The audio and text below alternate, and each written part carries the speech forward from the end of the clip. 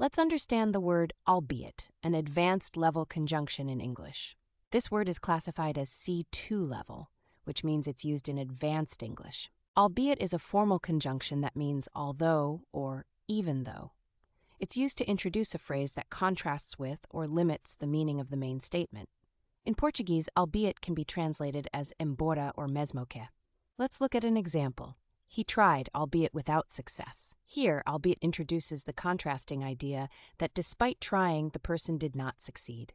This sentence contains two contrasting ideas, the attempt and the lack of success. The word albeit connects these opposing concepts. While albeit is similar to although, it has a more formal tone and is typically used in written English or formal speech. Albeit belongs to a family of contrast connectors in English that help create more sophisticated sentence structures. As a conjunction, albeit helps connect ideas in a concise way, making your English sound more natural and sophisticated. By incorporating albeit into your vocabulary, you can express contrasting ideas more elegantly and demonstrate an advanced command of English. Let's learn how to pronounce and use the word albeit. The correct pronunciation is albeit with the stress on the second syllable. English stress patterns are important for proper pronunciation. For albeit, we stress the middle syllable. For Brazilian students, it's important to note that this pronunciation doesn't follow typical Portuguese phonetic patterns.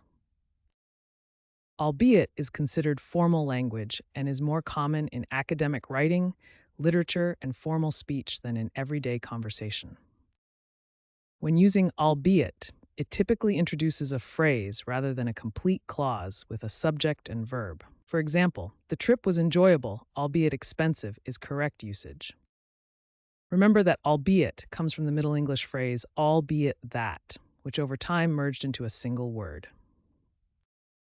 Keep practicing the pronunciation and remember the formal context when using albeit in your writing and speech. Let's look at some practical examples of albeit in context. She completed the project, albeit a day late. The solution worked, albeit temporarily. He gave a good presentation, albeit with some nervousness.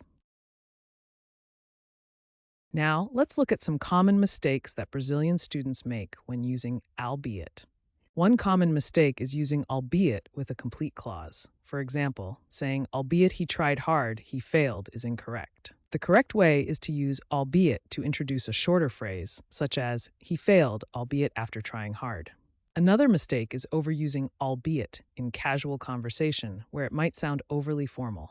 Albeit is formal and academic. It typically appears in written content, not casual conversation. A third common mistake is confusing albeit with although in sentence structure. Remember that albeit typically introduces a shorter phrase or modifier, while although can introduce a complete clause. Practice using albeit in your formal writing to demonstrate advanced English proficiency. Here are some tips to help you practice. Use albeit in formal essays and academic writing. Remember, it introduces a contrasting phrase, not a complete clause, and practice with advanced vocabulary to sound more natural. Remember to use albeit to showcase your advanced English skills, albeit sparingly.